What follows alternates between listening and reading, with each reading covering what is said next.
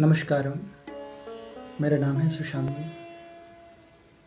आज हम आपको एक महत्वपूर्ण और एक सुंदर ज्ञानवर्धक कथा सुनाने आए हैं।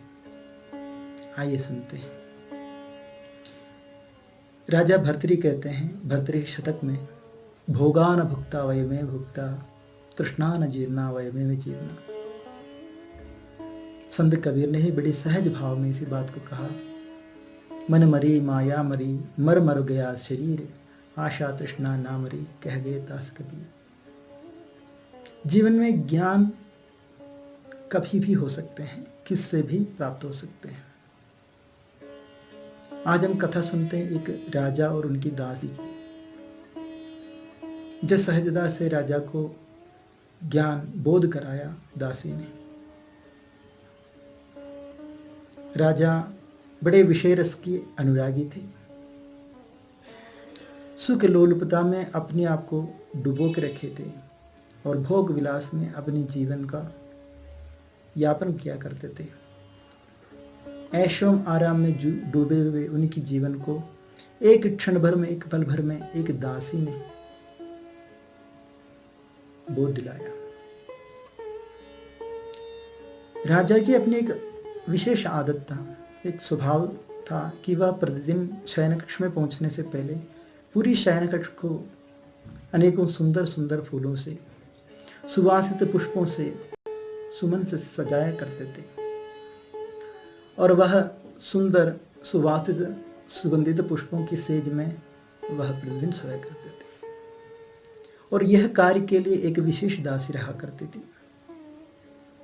धीरे धीरे समय बीत गए और दासी भी वृद्ध होती चली गई। एक दिन की बात है, सेज सजाते सजाते दासी को मन में आ गए, न जाने कितने वर्षों से मैं इतनी सुंदर सेज सजाते आई हूँ और ये सेज में सोने की क्या सुख हो सकती है। और इसे देखने के लिए, समझने के लिए बेचारी दासी उस पर लेट गई और इतनी थकी हुई थी, आंख लग गई। और इतना सुंदर सुवासित और मखमली गद्दा उन्होंने अपने जीवन की पहली बार इतनी आनंदित सुखमय निद्रा को प्राप्त की। राजा को पता चला कि मेरे पलंग पर दासी सो गई। अगले दिन सुबह राज दरबार में दासी को बुलाया गया और राजा अपनी आंखों को लाल किए हुए उनसे प्रश्न किया। उसने अपनी गलती कबूल की। राजा ने उसको सजा के तौर पर कहने लगा, इसने इतनी धृष्टता किया है, इसका धिक्कार के लिए सजा होनी चाहिए, इसको लगाया जाएगा 101 कोड़ा। सुनकर सब चकित हो गए कि बेचारी वृद्ध सी दासी 1 कोड़ा 2 कोड़ा खाने की भी इसके अंदर क्षमता नहीं और 101 कोड़ा कहाँ से खा पाएगी। बेचारी तो उससे पहले भी सिधार जाएगी। लेकिन ये बात सुनकर, 101 कोड़े की सजा सुनकर वह दासी हंस पड़ी। बड़ी रहस्यमय ढंग से हंसते हुए वो राजा की ओर देखने लगी। आज सारे दरबार चकित थे। राजा आश्चर्यचकित हो गए। हे दासी, तुम्हें ये क्या हो गया?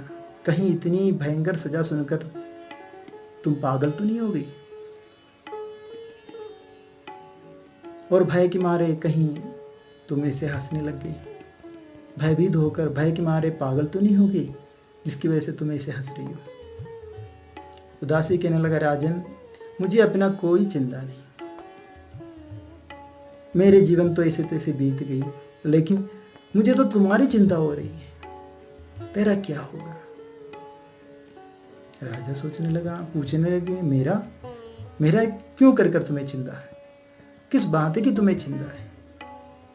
वो रानी वह दासी मुस्कुराते हुए कहने लगी, हे राजन, मैंने तो सिर्फ पूरी जीवन में सिर्फ एक बार इस सुंदर सेज में, इस सुवासित सेज में, इस पलंग में सोई थी और मुझे 101 कोड़े की सजा सुनाई दिया।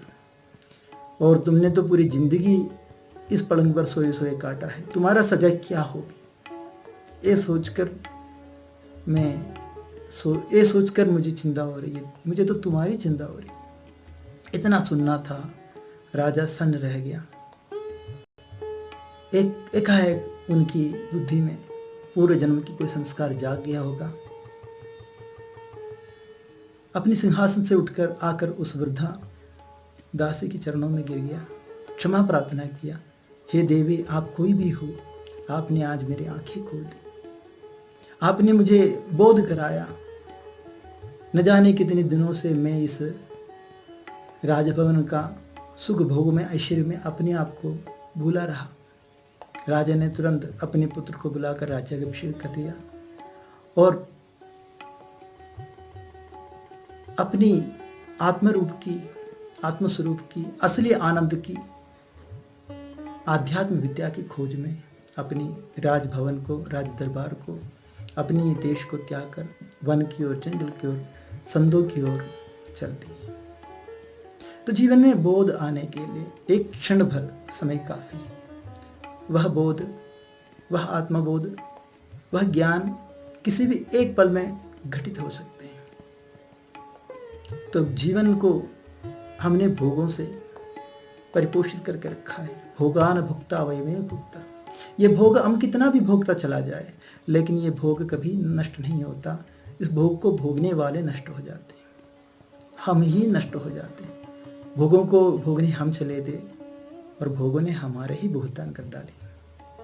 इसलिए कबीर कहते हैं, तृष्णा न जीर्णा वयमेव जीर्णा, मन मरी माया मरी, मर मर गया शरीर, आशा तृष्णा ना मरी, कह गए दास कबीर।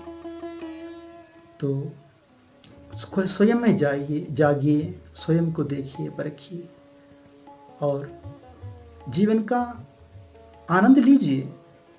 अगर कोई वस्तु उपयोग में है, उसका आनंद लीजिए, लेकिन अपने आप को इतनी भ्रमित मत करिए, अपने आप को इतनी खो मत दीजिए, हम अपनी असलियत से दूर ना चला जाए।